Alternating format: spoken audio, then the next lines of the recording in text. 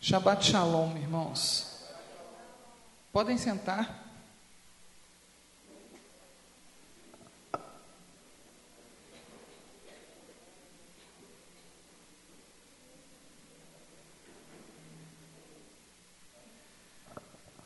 A paraxá que nós estudamos nesta noite é Hukat, que significa estatuto, ou como o pastor Jimson provavelmente traduziu, regulamento.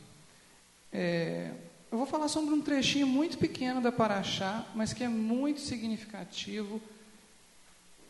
E eu não vou dizer que eu vou trazer para os irmãos aqui um ensinamento, bom, não de minha parte, definitivamente, mas eu acho que ao estudar essa paraxá, eu tive mais um alerta do que uma aprendizagem, no sentido de que o que eu aprendi com ela eu já sabia, mas é aquela luz vermelha que tem que ficar piscando a hora que algum perigo está se aproximando. Então essa paraxá, ela nos lembra disso. Vamos dar uma olhada então em Números capítulo 21. Esse é o último capítulo da paraxá. A paraxá começa, na verdade, em Números 19, né? E vai até o final do capítulo 21. E nós vamos ler do versículo 4 até o versículo 9. E então partiram do monte de Or, pelo caminho do Mar Vermelho, a rodear a terra de Edom. Porém, a alma do povo angustiou-se neste caminho. E o povo falou contra Deus e contra Moisés: Por que nos fizeste subir do Egito para que morrêssemos neste deserto? Pois aqui nem pão nem água há, e a nossa alma tem fastio deste pão tão vil. Então o Senhor mandou entre o povo serpentes ardentes, que morderam o povo, e morreu muito povo de Israel. Pelo que o povo veio a Moisés e disse: Temos pecado, porquanto falamos contra o Senhor e contra ti. Ora ao Senhor que tire de nós estas serpentes. Então Moisés orou pelo povo, e disse o Senhor a Moisés: Faze uma serpente ardente, e põe-na sobre uma haste, e será que viverá todo o mordido que olhar para ela. E Moisés fez uma serpente de metal, e a colocou sobre uma haste. E acontecia que, mordendo alguma serpente a alguém, olhava para a serpente de metal e sarava. Irmãos, antes da gente falar da serpente de bronze, do significado dela, eu queria fazer uma pergunta, que é para os irmãos refletirem. Os irmãos não precisam responder, não. Assim, vão responder só mentalmente. A pergunta é: qual é o evangelho que nós pregamos e vivemos? Ou qual é o evangelho que nós pregamos e qual é o evangelho que nós vivemos? Dentro da nossa mente pode ter a resposta certa para essas duas perguntas. Pode ter a resposta certa só para uma das duas e a outra está errada. E ainda pode estar errada a resposta das duas perguntas, né? O evangelho que a gente de que a gente fala, de que evangelho que a gente está falando?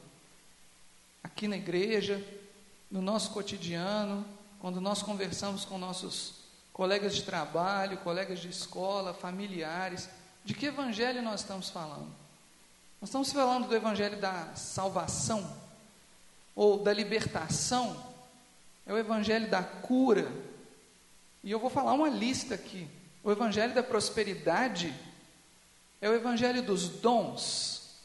Vocês vão falar assim: puxa, mas a gente não está, aqui a gente não prega o evangelho da prosperidade. Tá, mas vamos pensar como membros de um corpo muito grande, que não é só a igreja Eliahu. São muitas pessoas que fazem parte desse corpo que é chamado corpo de Cristo. Que evangelho é esse que tem sido pregado? Qual é o evangelho em que nós acreditamos? Então, vou pegar de onde eu parei. É o evangelho dos dons? É o evangelho dos milagres?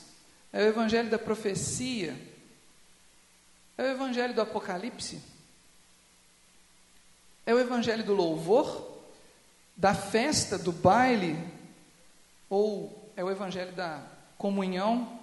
É o evangelho da caridade? Ou é o evangelho da graça?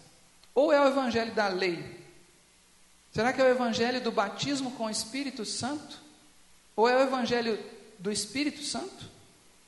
A Bíblia nos dá respostas para qual evangelho nós estamos pregando.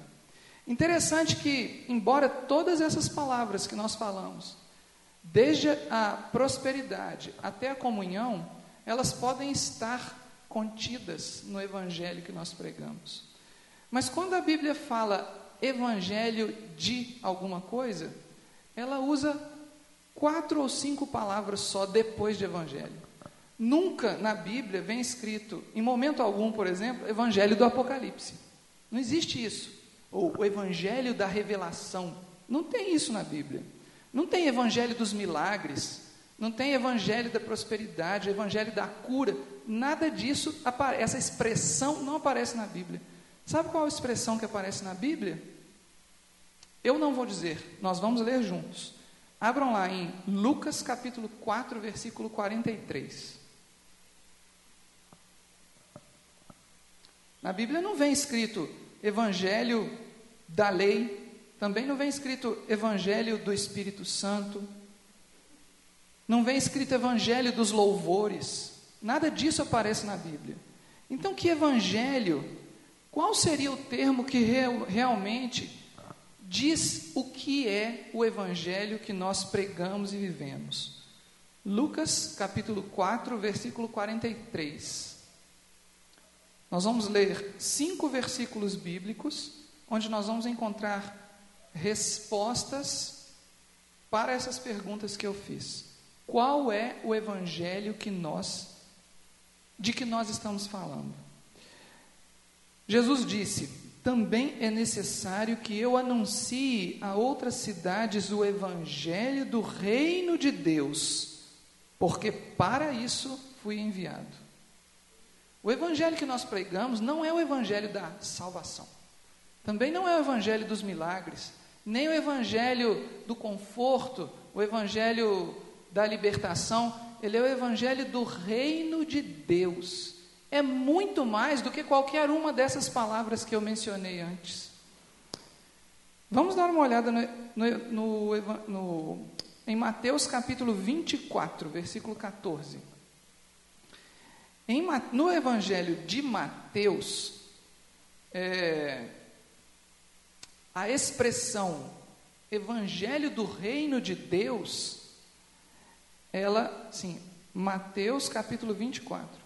Então, no evangelho de Mateus 24, 14, a expressão evangelho do reino de Deus, ela é abreviada. Evangelho do reino de Deus aparece principalmente no evangelho de Lucas. No livro de Mateus, a expressão que aparece é abreviada, mas significa a mesma coisa. Jesus disse aí, Mateus 24, 14, Jesus disse: e este evangelho do reino será pregado, me ajuda aí, isso, em todo o mundo, em testemunho a todas as nações, e então virá o fim. De certo modo, no texto bíblico, Jesus condiciona o fim de todas as coisas a que o evangelho do reino seja pregado a todas as nações. Não é o evangelho da salvação apenas, percebem? Ele fala de uma pregação ampla, ele fala de uma pregação completa. E muitas vezes as pessoas pensam: Jesus não voltou ainda, por que Jesus não voltou? Por que demora tanto, não sei o quê? Uma das respostas, existem várias, né? O calendário de Deus para o povo de Israel é uma resposta que a gente encontra. Mas essa aqui também é uma resposta. Jesus não voltou ainda porque o evangelho do reino não foi pregado a todas as nações. Qual é o evangelho que foi pregado a todas as nações? Que tipo de evangelho tem sido pregado? Marcos 1:1, primeiro versículo de Marcos. Olha o que diz: princípio do evangelho de Jesus Cristo, Filho de Deus. Então, o livro de Marcos começa dizendo o que ele é. Na verdade, é o título, né? Ele diz: assim começa o evangelho de Jesus Cristo, o Filho de Deus. Então, essa expressão evangelho de Jesus Cristo, ou evangelho de Cristo, ela aparece muitas vezes no Novo Testamento, assim como a expressão evangelho do reino. Evangelho de Cristo ou evangelho de Jesus Cristo aparece mais vezes. Observem que não é o evangelho do Sagrado Coração de Jesus, não é um pedaço de Jesus que está falando. Também não está falando do evangelho do Jesus crucificado. Não é o evangelho de Jesus universal, por exemplo. Quando eu falo universal aqui, eu estou dizendo, é um Jesus que não nasceu em lugar nenhum, que não se veste como alguém de algum lugar, é um Jesus que não se comporta com os costumes de um determinado povo, é um Jesus, assim, indefinido. Não é o evangelho desse Jesus indefinido que nós pregamos, ou que nós deveríamos pregar. É o evangelho de Jesus Cristo, Filho de Deus. E isso significa muita coisa. Não é uma palavra só. Outra expressão que define o que é o evangelho de que nós falamos está em Romanos, capítulo 15, versículo 16.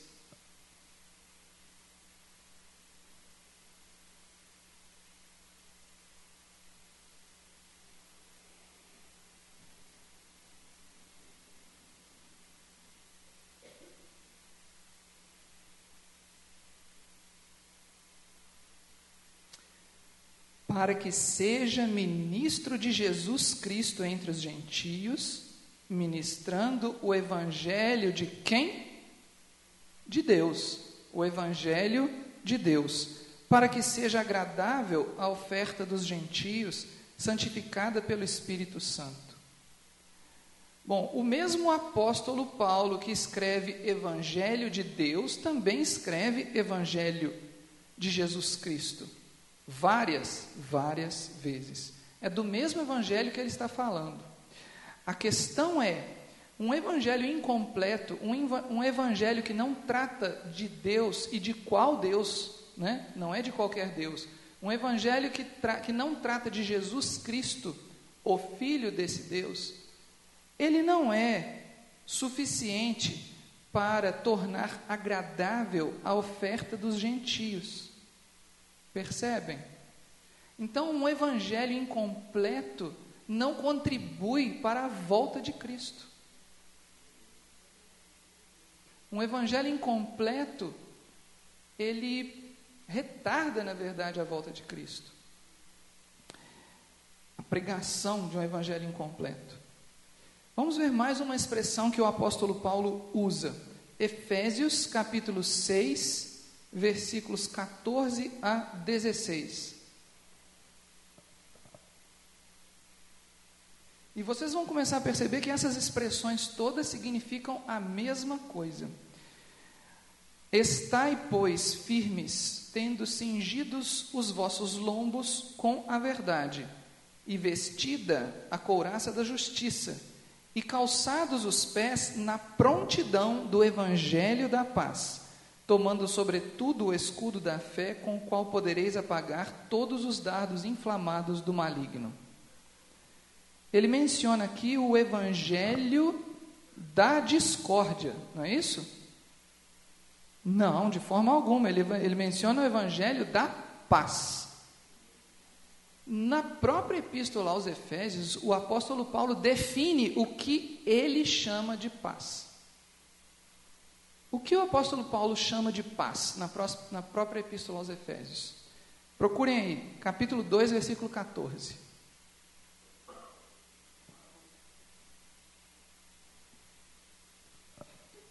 O que é a paz para o apóstolo Paulo? Quando ele fala evangelho da paz, ele está querendo dizer o quê? O que é a paz? Eu quero saber o que é a paz. Efésios 2,14.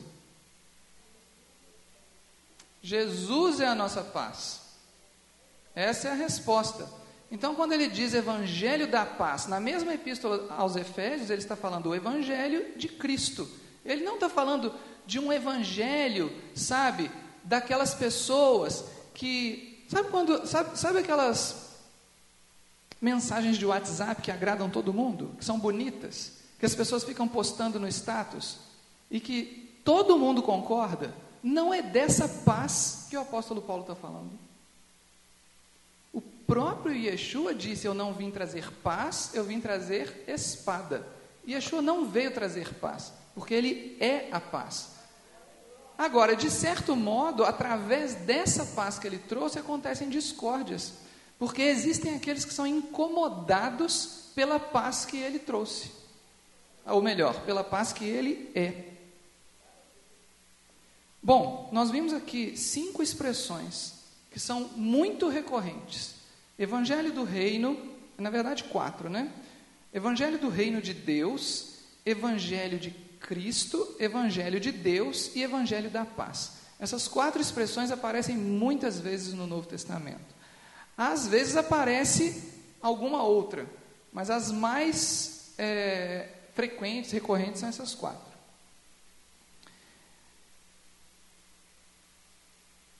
Qual que é a questão em torno disso?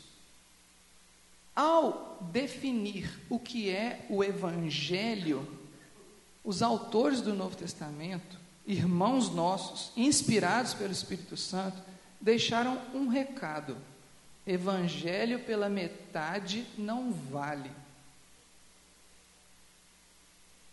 Evangelho fracionado não vale. E existe um risco seríssimo quando se prega ou se vive um evangelho pelas metades. E o risco é ilustrado pelo que aconteceu com a própria serpente de bronze. E os irmãos vão entender isso daqui a pouquinho. Antes da gente prosseguir, vamos só lembrar o que significa a palavra evangelho. Evangelho, na verdade, embora pareça português, é uma palavra grega, e ela significa boas novas. Ou seja, notícias, boas notícias.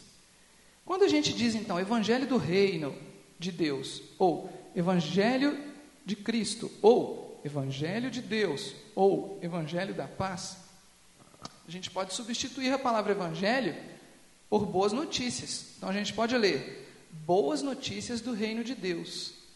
Agora, vamos parar para pensar um pouquinho assim.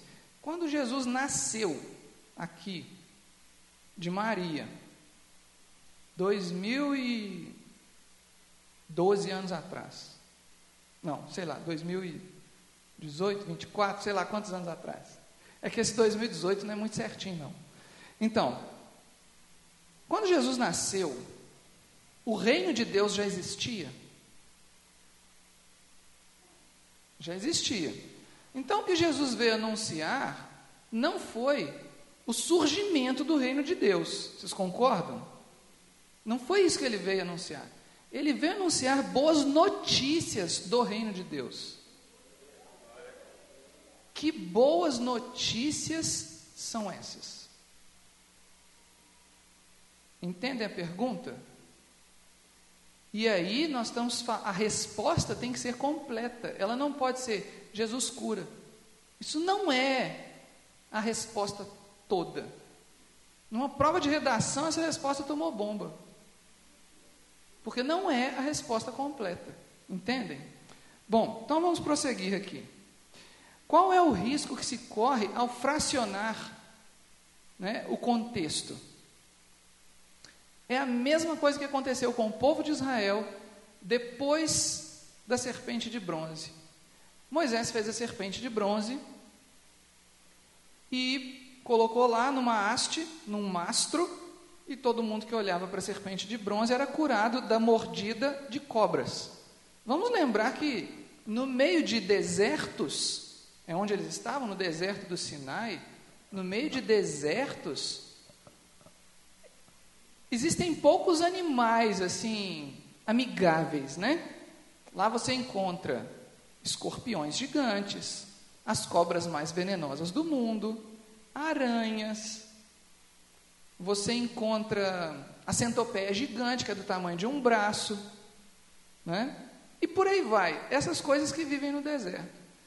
Então, o povo de Israel estava acampado num lugar essencialmente perigoso, além de ser desconfortável, porque era seco e quente. Então, Deus proveu para o povo de Israel, naquela ocasião, uma solução para um problema que o lugar apresentava. E esse lugar, ele é curioso, inclusive, que o problema só se apresentou quando o povo murmurou. Porque até o povo murmurar, as cobras não tinham aparecido para eles. Quando eles murmuraram, as cobras surgiram, mas elas já estavam lá. Só que Deus estava segurando as cobras nas suas tocas. Elas já estavam lá. Quando o povo murmurou, Deus falou assim: bom, então vejam o que acontece quando eu não estou com vocês. Porque o que eles reclamaram é: o Senhor Deus não está com a gente. Tirou a gente do Egito para a gente morrer de fome, esse pão é ruim, falando do maná, né? Esse pão é ruim, não sei o quê, não sei o quê.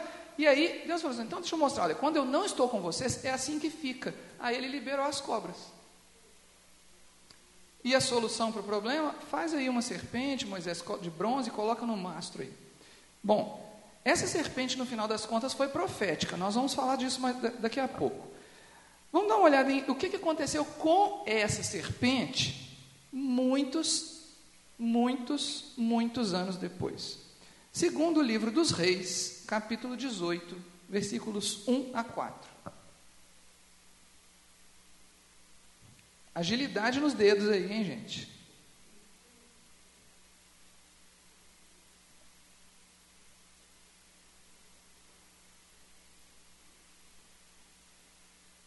Diz assim: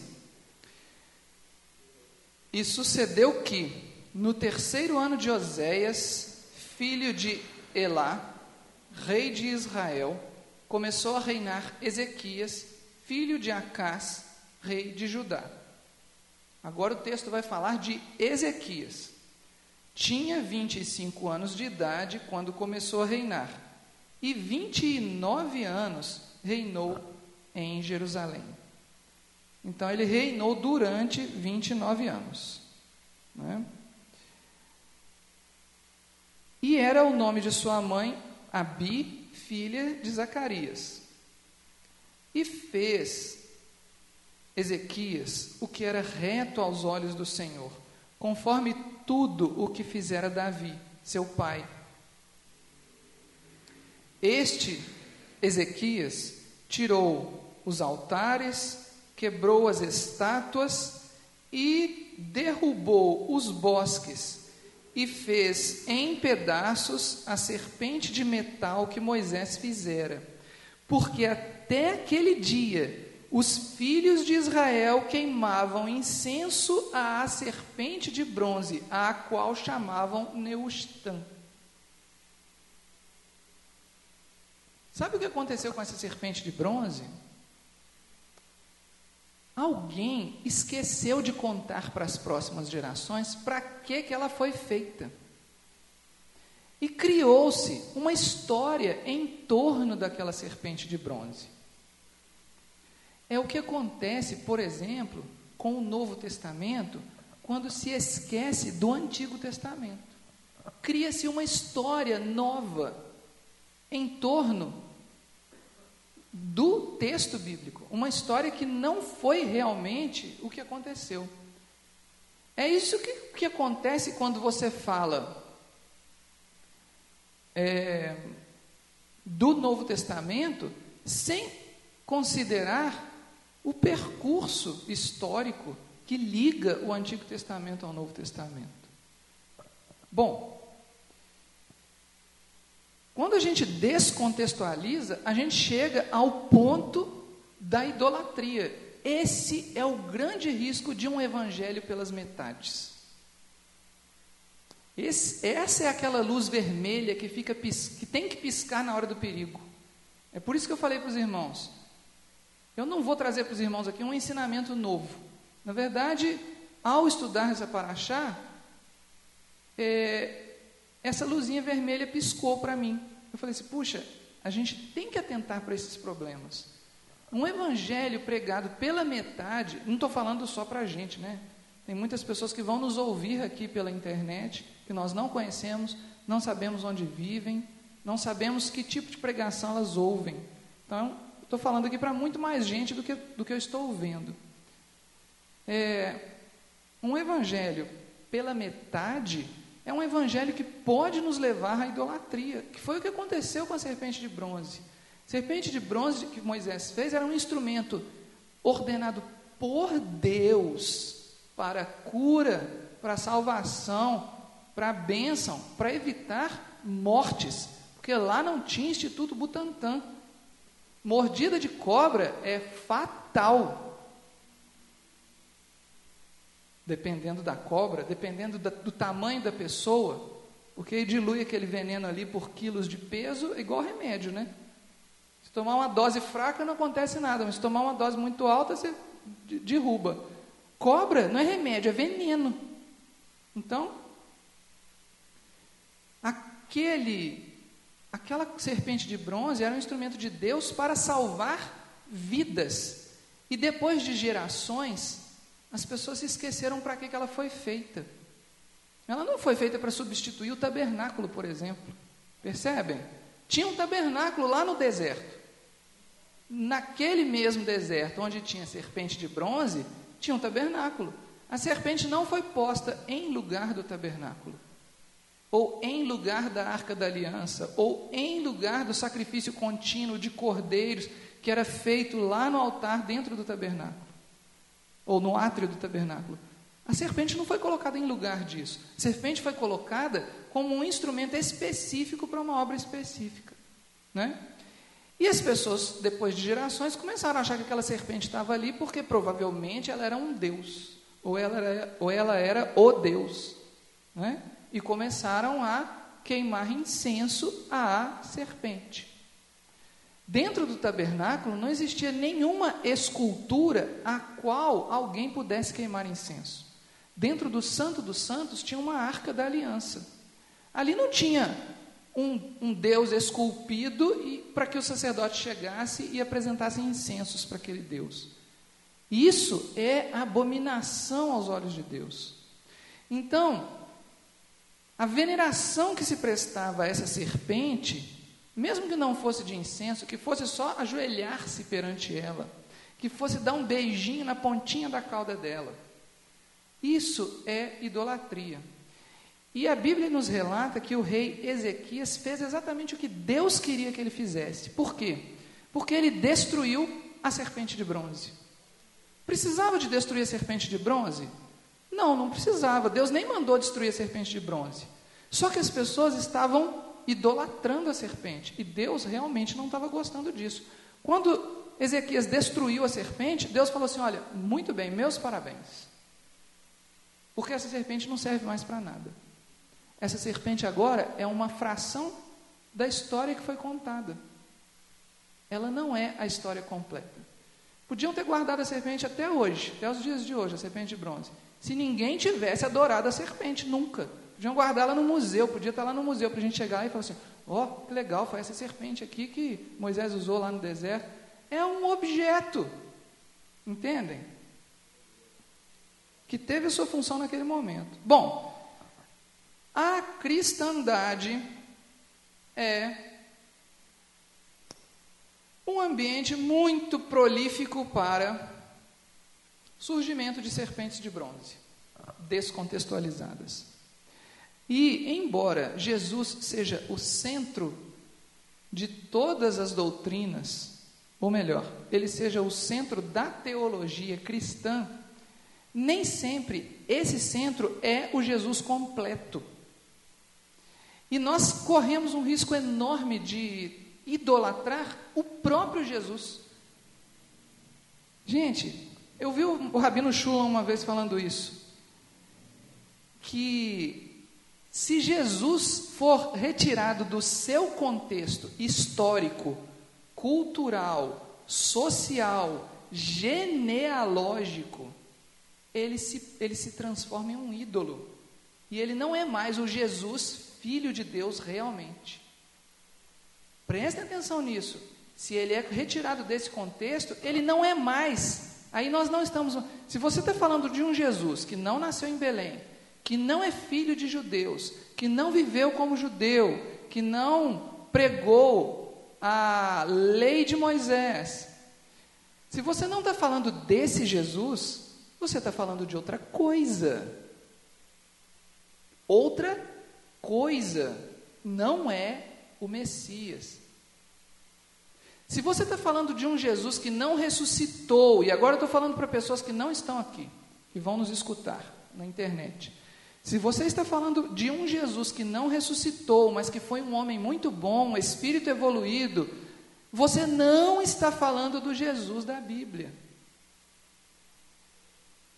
Ou se você está falando de um Jesus que morreu e reapareceu em outras gerações e reencarnou, para ser mais específico, você não está falando do Jesus da Bíblia. O Jesus da Bíblia morreu, ressuscitou e foi assunto aos céus, está sentado à direita de Deus intercedendo por nós. Não existe outra possibilidade. Não existe acordo entre esse evangelho e qualquer outra coisa.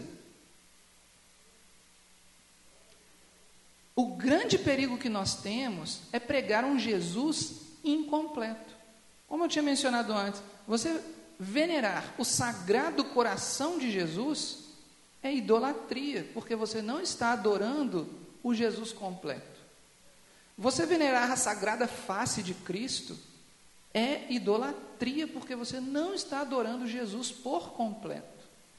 Você venerar a sagrada Eucaristia, desculpem, ou o pão e o vinho da Santa Ceia, desculpem mais uma vez, é idolatria, porque você não está adorando o Jesus completo. Você venerar o menino Jesus é idolatria, porque Jesus não é mais um menino.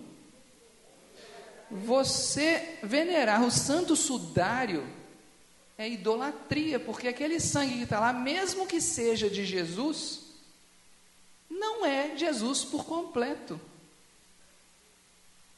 Você venerar a cruz e relíquias da cruz é idolatria, porque mesmo que essas relíquias que circulam pelo mundo, pedacinhos da cruz, eu já ouvi dizer que, isso não sei se é verdade, já ouvi dizer que se juntar todas as relíquias da cruz que existem no mundo, dá para montar a Arca de Noé.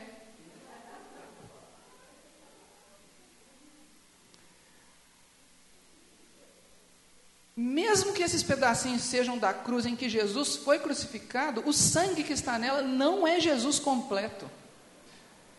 Venerar uma imagem de Jesus, seja um vídeo, uma foto, uma escultura, uma pintura, um tapete com a imagem de... não é venerar Jesus por completo. A gente não pode viver um evangelho fracionado. E isso é idolatria. Sabe você venerar o lugar onde Jesus nasceu, ou o lugar onde ele morreu, não é venerar Jesus por completo. Venerar Jesus que não tem nacionalidade, não tem religião. Jesus não tinha religião. Claro que tinha. E não é cristianismo, diga-se de passagem. Né? Você venerar um Jesus que não tinha religião, que não tinha identidade social, que não tinha costumes, esse não é o Jesus da Bíblia. Entre outras possibilidades. Gente, tudo que eu mencionei para vocês aqui, às vezes dá a impressão que eu estou falando de uma religião específica, mas eu não estou, porque os próprios evangélicos, que é o caso da igreja Eliahu, Mas assim, eu estou falando agora dos evangélicos de modo geral.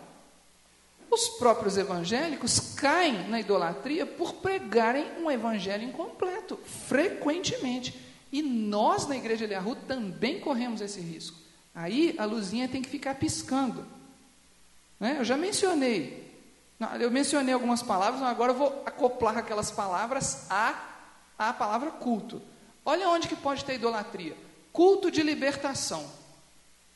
Espera aí, você vai ao culto para cultuar Deus através de Jesus Cristo, ou você vai ao culto para obter libertação? Que culto é esse? Ok, você vai ser liberto no culto. Deus é todo poderoso. Jesus nos deu poder para fazer coisas maiores do que as que Ele fez. Mas o culto é para Ele, não é para nós. Nós não viemos aqui para nós viemos aqui para Ele. Senão não é culto. Nós estamos cultuando a nós mesmos? Ou cultuando o pastor? Né? Culto de descarrego, culto de prosperidade, vai pelo mesmo caminho. Irmãos, infelizmente, até o culto de avivamento pode ser idolatria. Porque você foi lá para o culto para quê? Foi para adorar ao Senhor Deus? Ou foi para ter um momento, uma experiência, um avivamento, uma coisa que é um elemento do reino de Deus, e não todo o reino, não o centro do reino de Deus. O avivamento acontece se você estiver vivendo um evangelho pleno. Se for um evangelho pela metade, você pode até estar vivendo um avivamento, mas eu tenho sérias dúvidas de que seja pelo Espírito Santo. Culto de aniversário. Eu tenho medo de culto de aniversário. Desde que eu era adolescente. A gente corre risco de chegar num culto de aniversário e adorar quem está fazendo aniversário, ao invés de adorar a Deus. Eu já vivi... Aqui eu tenho 4 anos só de estadia, né? Mas eu estou dentro, né, vivenciando assim, o meio cristão ativamente desde que eu tinha 10 anos de idade. Tem 26 anos essa história. Toda vez não. Eu vou até esclarecer que houve gratas exceções. Mas assim, pelo mundo afora, na maior parte das vezes que vem um culto de aniversário, é um culto à pessoa, não é um culto a Deus. Não é um culto de ação de graças, sabe? É um culto de homenagens. Bom, culto fúnebre. O culto fúnebre é um perigo. Um perigo. Só falta fazer encomendação de almas no culto fúnebre. A gente tem que tomar muito cuidado, irmãos. Existem muitas outras possibilidades, né? Porque o ser humano é criativo. Então, a gente tem que tomar cuidado com essa criatividade, para não inventar um evangelho que não é o evangelho de Deus. O evangelho da paz, o evangelho de Cristo, o evangelho do reino. Bom, eu falei que a Igreja Eliahu tem seus perigos também, né?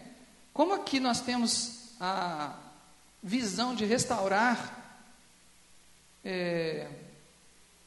o ponto de vista da Bíblia, que não perpasse as teologias que foram inventadas ou muitas teologias que foram inventadas pelo cristianismo, sobretudo a teologia da substituição, que eu não vou explicar o que é aqui agora. Então a gente começa a adotar aqui dentro alguns símbolos que são saudáveis, são bíblicos, são inspirados na Bíblia, né? E que são adotados pelo povo judeu. Mas é muito comum no meio evangélico esses símbolos se tornarem objetos de idolatria. Os castiçais do Shabat, a menorá, a mezuzá, o talit, o quipá, todos esses símbolos são importantíssimos. Mas se nós não nos policiarmos, nós podemos idolatrá-los, né? Então vamos ficar com a nossa luzinha piscando aí, a luzinha vermelha. Porque você ter um talit que foi feito em Jerusalém por um rabino especializado em talit, ter um quipá que foi costurado em Jerusalém por um costureiro especializado em quipá, ou mesmo você ter um rolo da Torá do século XVIII em couro, não sei o que, escrito por um escriba de família que tem 100 gerações de escribas. Gente, nada disso é o Evangelho. Isso são acessórios que nos inspiram, que nos ensinam, mas isso não é o Evangelho. Se a sua vida for isso, você se perdeu. E não é para isso que Jesus nos chamou. Bom, sabe outra coisa que nos leva também à idolatria? Testemunhos. Teve muito tempo atrás, já o pastor Jameson me contou de um testemunho que ele ouviu num congresso aí, e ele estava na equipe de organização, de apoio do congresso, e ele estava lá nos bastidores, e quando a pessoa que estava lá no altar começou a falar o testemunho, Deus falou para o pastor Jameson: isso aí é mentira, tudo mentira, né? E depois você vai lá e fala para esse pastor. Não vou contar o desfecho da história, mas vocês verem que testemunho é um perigo. Esse cara se idolatrava, esse cara que estava dando testemunho, né? Ele se idolatrava, porque ele achou que ele tinha mais poder do que Deus. Porque não é suficiente, gente, presta atenção, o que Deus fez na sua vida não é suficiente, não, você tem que inventar um testemunho. Fala sério, olha só, eu já conversei com gente que fala que foi curada de câncer sem nunca ter tido câncer. Eu já conversei com gente que disse que foi curada de qualquer coisa, foi curada de dor de cabeça. Se você não estava com dor de cabeça, meu irmão, então você está falando mentira, você está blasfemando. Você acha que Deus precisa de você dar uma acrescentadazinha para ficar mais, para dar mais caldo na verdade? Pelo amor de Deus, Jesus morreu na cruz, precisa de mais alguma coisa? Você não precisava de ter recebido bênção nenhuma, Jesus já morreu na cruz, isso é suficiente. Jesus nos lembra do propósito da vinda dele. Vamos dar uma olhada em João capítulo 3, por favor. Dedos rápidos, que o tempo está acabando.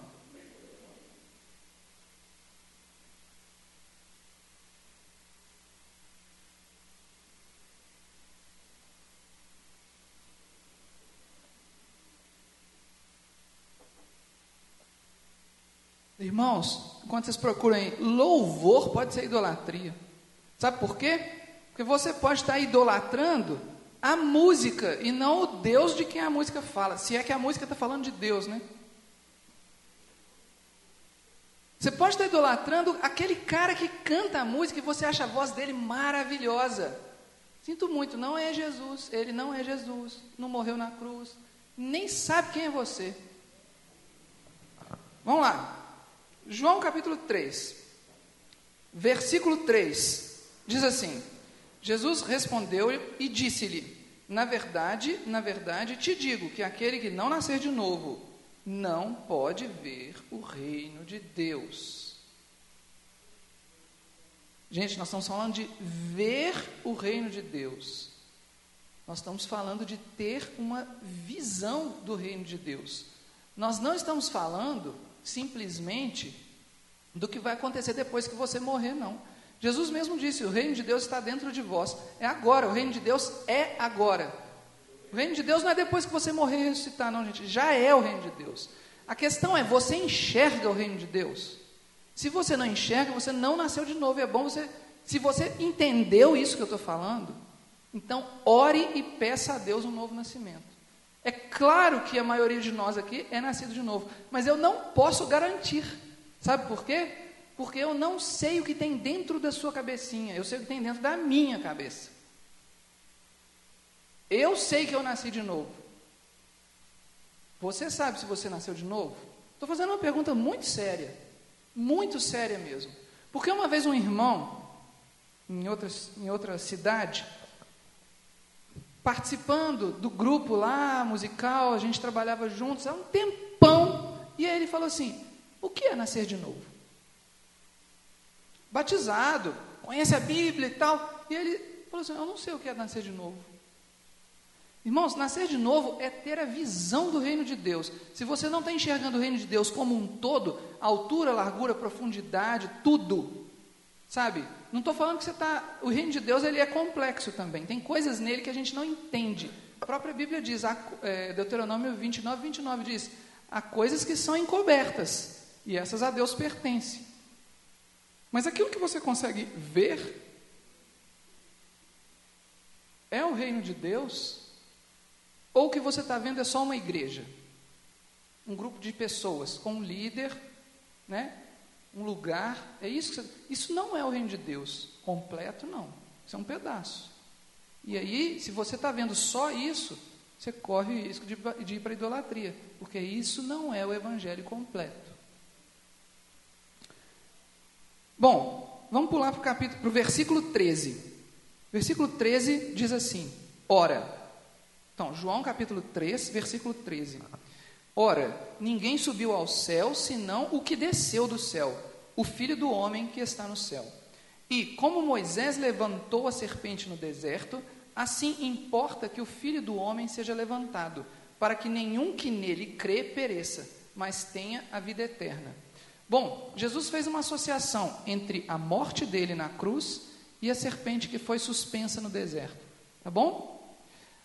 De um ponto de vista judaico, isso significa que ele, ao mencionar isso aqui para Nicodemos, que era um mestre da lei, ele estava se referindo a todo o livro de Números. Ele não estava se referindo só ali, capítulo 21, não. Ele estava falando assim: olha, dá uma olhada lá no livro de Números que você vai entender o que é o reino de Deus e o que é nascer de novo. Percebem? Isso é um discurso judaico. Quando Yeshua cita, alguém pergunta para ele: qual é o maior dos mandamentos, Senhor? Ele fala assim: o maior dos mandamentos é: ouve Israel, o Senhor é nosso Deus, o Senhor é um. Amarás, pois, ao Senhor teu Deus de todo o teu coração, de toda a tua alma e de todo o teu poder. Ponto final? Não, é reticências. Porque o que ele está dizendo é: leia o livro de Deuteronômio. Entenderam? Ele não está dizendo: é só isso aqui.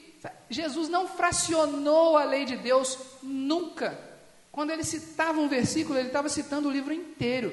Isso é um discurso judaico. Isso não é uma coisa que a gente, sabe, que a gente convive no dia a dia.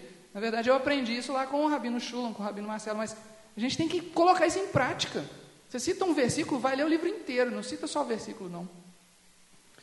Bom, então, se a gente voltar lá no livro de Números, porque Jesus relacionou aqui a morte dele para a salvação com o livro de Números. Ele fez essa associação. E o que acontece no livro de Números? Há pouco tempo atrás eu preguei aqui para achar que abre o livro de Números, Bamidbar. Os irmãos devem se lembrar, quem estava aqui, daquele gráfico, daquele mapa que eu fiz, a planta do acampamento no deserto. Sabe o que tinha naquele acampamento? Além de falar da organização de Deus que ele queria nos ensinar, né? Só para lembrar vocês aqui, ó, se a sua gaveta ainda tiver daquele jeito, toma vergonha na cara, pelo amor de Deus. Voltando para o livro de Números aqui. Então, quando Jesus associa a morte dele à serpente, ele está, na verdade, lembrando a missão dele com o que aconteceu no deserto, que é o nome do livro. Bamidbar, nome do livro de Números em hebraico, significa no deserto, certo? Então vamos ver, o que é o reino de Deus no deserto? Naquele acampamento nós tínhamos um Deus que reina no meio do povo e em cada um.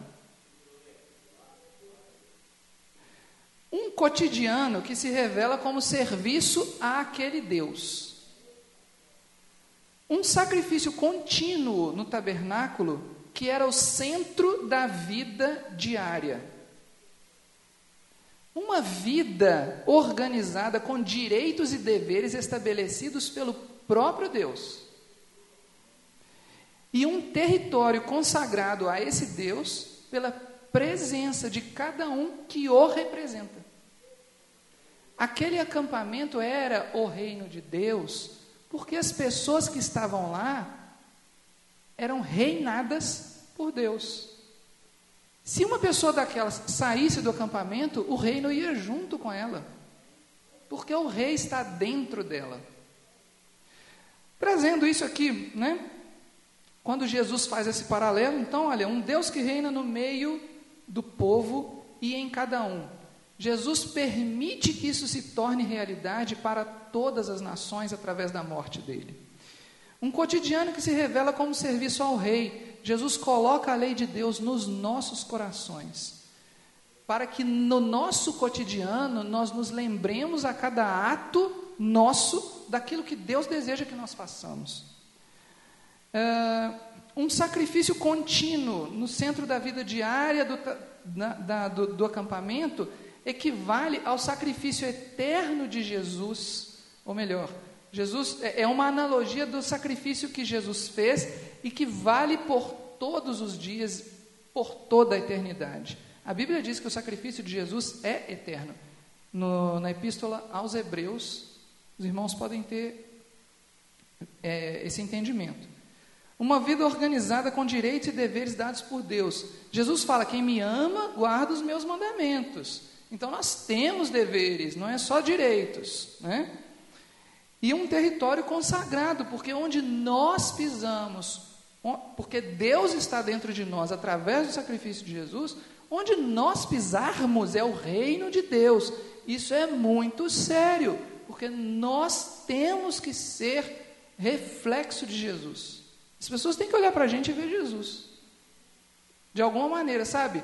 Eu já, há pouco tempo, não vou falar nada a meu respeito, não, deixa isso para lá. Eu não interessa. Bom, então, qual é o remédio contra a idolatria dos elementos da religião? Fala aí do talit, é um elemento da religião. A cruz é um elemento da religião, né? A própria Bíblia, escrita, né, na casa de uma pessoa, lá em cima daquele suporte, aberta na página do Salmo 91, é um elemento da religião, certo? E por aí vai, né? A imagem pendurada na parede, ou o versículo pendurado na parede, que pode não ser uma imagem, pode ser um versículo. Você todo dia vai lá e repete aquele versículo, nem pensa nele, só vai repetindo igual um mantra. Gente, é mantra, Deus me livre, mas é mantra, né? Então, olha só o remédio, Mateus capítulo 22, rapidinho. Mateus 22, versículo 29. A gente tem que fazer uma gincana aqui para os irmãos ficarem mais ágeis na busca bíblica. Quem aqui já participou de gincana bíblica? Levanta o braço aí. Pouca gente, hein? Pouquíssima gente. Tem que fazer uma gincana aqui. Então, Mateus 22, 29. Jesus, porém, respondendo, disse-lhes: errais, não conhecendo as Escrituras e o poder de Deus.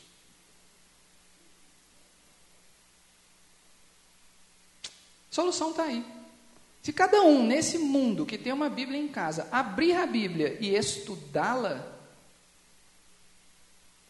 ele vai ter grandes chances de não errar, porque ele conhece as Escrituras. Mas tem mais um detalhe: tem que nascer de novo. Então, quando Jesus fala de poder de Deus, ele está falando do novo nascimento.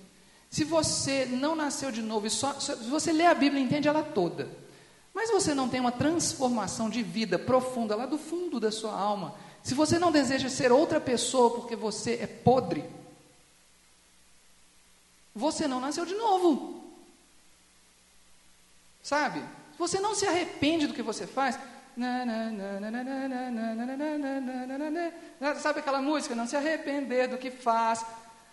Corta essa música do seu do repertório das suas crianças. Essa música é contrária à verdade de Deus. Nós temos que nos arrepender do que nós fazemos, porque nós não somos perfeitos.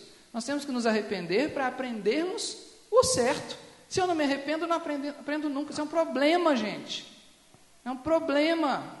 Se você tem dificuldade de aprendizagem, isso já é um problema, porque você não tem vontade de aprender. Eu sou professor, gente, há muitos anos, já perdi a conta, não vou nem falar aqui que eu esqueci já. Eu sei direitinho quando alguém quer aprender e quando alguém não quer aprender. E sabe o que acontece com quem não quer aprender? Não aprende. Simples. A mesma coisa vale para a palavra de Deus. Se você não quiser aprender, você não vai aprender nunca. Mas se você quiser aprender, ainda que você tenha muitas dificuldades, sabe? Seu cérebro está todo travado. Mas se você quiser, Deus vai te dar. Queira, pelo amor de Deus. Entendeu? Agora, se você entendeu tudo e não teve transformação, não se arrependeu, aí você vai pedir a Deus para te dar vontade de se arrepender. Porque Ele vai te dar e você vai ser salvo. Mensagem final. Então vamos nos esforçar para estudar a palavra de Deus, com vistas a um evangelho completo e não só pelas metades. E vamos colocar isso sempre nas nossas orações. Senhor, me dê sabedoria, me dê entendimento, me dê transformação, me dê a capacidade de ser um cidadão do teu reino nesta terra, onde quer que eu esteja, em nome de Jesus. Amém? Amém.